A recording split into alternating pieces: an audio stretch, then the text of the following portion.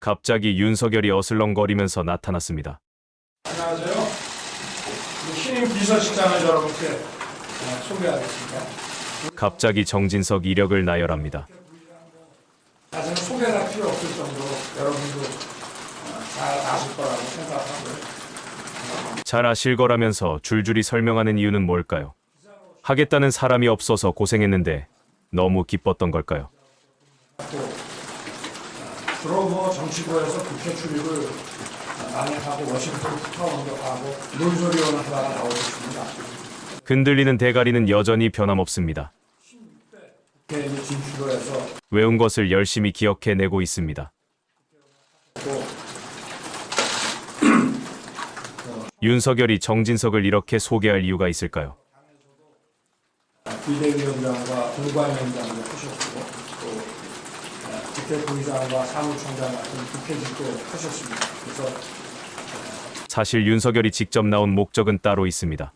공식 기자회견은 부담되고 할 수가 없습니다. 관계를 가지고 계시다고요. 여러분도 아마 잘 아시지 않을까 이제 생각. 정진석 소개를 핑계로 사전에 입을 맞춘 질문을 받기 위해서입니다. 앞으로 또 비서실장으로서 윤석열은 소통하는 대통령으로 변화하는 모습을 보여주고 여야, 당, 또 야당, 또 이제 언론과 시민사회 이런 모든 부분에 야당을 넣어 협력과 소통하겠다는 말을 하기 위해서 정진석을 이용한 쇼를 준비했습니다. 아마 이런 쇼를 구상한 것은 정진석이 보여준 첫 번째 역할인 듯 싶습니다. 질문 있으세요? 윤석열이 갑자기 질문을 받겠다고 하고 사회자는 매끄럽게 2명만 하라고 합니다. 윤석열의 등장을 알았던 두 사람 중 하나가 질문합니다. 기자의 발언에 흡족했는지 윤석열이 웃습니다. 대통령께서 참모들에게 이제 정치하는 대통령이 되겠다, 국민들께 친근하게 다가가는 대통령이 되겠다고 말씀하셨다는데 국정 운영이나 아니면 소통 방식에서 구체적으로 어떤 변화를 생각하고 계신지 말씀해 주십시오. 윤석열이 갑자기 등장하고 갑자기 정진석 이력을 읽더니 기자의 질문을 받겠다고 합니다. 사회자도 전혀 당황하지 않고 2명만 질문을 받겠다고 합니다. 짜고 친 티가 너무나 납니다. 여기까지는 그럴 수 있다고 생각합니다. 정상적으로 무작위 질문을 받는다면 지금 했던 기자의 질문은 나올 수가 없는 질문입니다. 그렇다 하더라도 그동안 자신이 저질렀던 여러 현안과 사건들에 대해서 간략하게라도 유감의 뜻을 표하고 앞으로 그 일들에 대해서 어떻게 하겠다, 간략한 의지라도 보였다면, 그 정도의 발언이 있었다면 이런 형식도 좋았을 뻔했습니다. 그러나 짜고 친 질문과 답변이기 때문에 윤석열은 자기가 하고 싶고 알리고 싶은 그럴듯한 준비된 답변을 합니다. 김건희 명품백 KBS 대담이 그대로 반복되는 순간입니다. 국민들이 듣고 싶은 대통령의 발언이 있고 기자는 그것을 질문해야 하지만 대통령이 하고 싶은 발언을 하도록 미리 건네받은 질문을 너무나 차분하게 기자가 합니다. 미리 질문지를 받지 않았다면 기자의 발언이 이처럼 물 흐르듯이 매끄럽게 나올 수가 없습니다. 윤석열도 이렇게 매끄럽게 답변할 수 없습니다. 윤석열의 정해진 답변을 들어보겠습니다.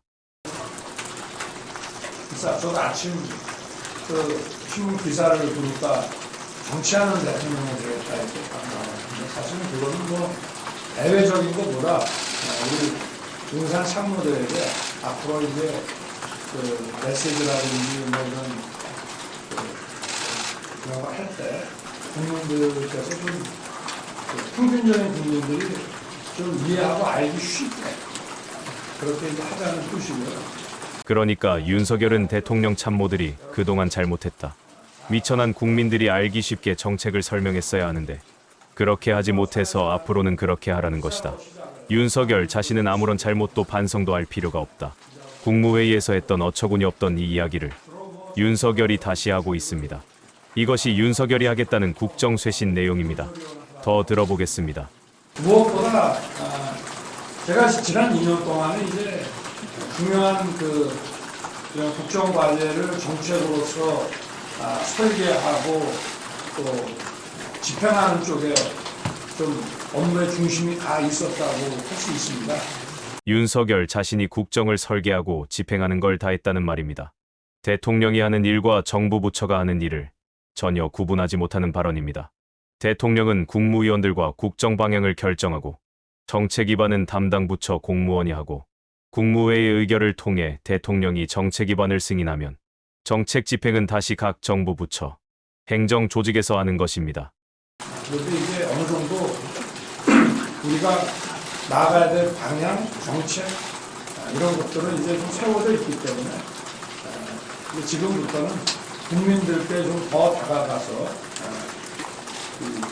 우리가 나가는 방향에 대해서 더 설득하고 소통하고 또 이러한 정책 추진을 위해서 여야 당과의 관계뿐 아니라 야당과의 관계도 더 좀 설득하고 소통하는 데 주력을 하겠다는 그런 뜻으로 이해를 해주시면 되겠습니다. 그렇기 때문에 우리 정진석 전 부의장 같은 경우는 비서실장으로 제가 모신 거 아니겠습니까? 네, 한 분 정도? 네, KBS 이현중 기자님. 네, KBS 이현준입니다. 이재명 대표와 회담을 할 때 어떤 의제로 논의하실 것인지 궁금합니다. 글쎄 의제에 대해서는 아무래도 제가 이재명 대표를 용산으로 초청을 했기 때문에 제가 하고 싶은 말을 하려고 초청했다기보다 이재명 대표의 얘기를 좀 많이 들어보려고 그렇게 해서 용산 초청이 이루어진 것이고. 말이 좀 꼬이고 있습니다. 외워왔던 답변이 이리저리 섞이는 느낌을 받습니다. 대통령 본인이 어떤 사안으로 회담을 준비하느냐 물었는데 윤석열 답변에서는 여야 간의 이야기만 나옵니다. 여야 간에는 대화하는 창구가 아주 많이 마련되어 있습니다. 지금까지 해온 것처럼 대통령실이 방해만 하지 않으면, 대통령실이 지침으로 대화를 막지 않으면 여야 간의 대화는 다툼이 있더라도 대부분의 사안에서 합의가 가능합니다. 여야가 이제 어떤 그동안의 입장을 보면은 좀 많이 분명하게 차이가 많이 났습니다. 그렇지만 일단 좀 서로 의견을 좁힐 수 있고 합의할 수 있는 이런 민생 의제들을 좀 찾아서 국민들 좀 민생 안정을 위해서 할 수 있는 몇 가지라고 좀 하자는 그런 얘기를 서로 하게 되지 않을까. 또 아직은 모르겠습니다. 어쨌든 저는 듣기 위해서 초청을 할 거니까 어떤 의제 제한을 두지 않고 다양하게 한번 서로 얘기를 나눠보겠습니다. 이왕 영수회담하는 것, 화끈하게 생방송으로 공개회담했으면 좋겠습니다. 그것이 어렵다면 회담 후에 공개 기자회견이라도 생방으로 했으면 좋겠습니다. 네, 이것으로 대통령께서는 먼저 이석하시고 이어서 정진석 신임비서실장님께서 인사 말씀드리겠습니다. 우리 기자들이 아주 훈련이 잘 되어 있습니다. 아무도 추가 질문을 하지 않습니다. 오늘 영상은 여기까지입니다. 시청해주신 여러분 고맙습니다.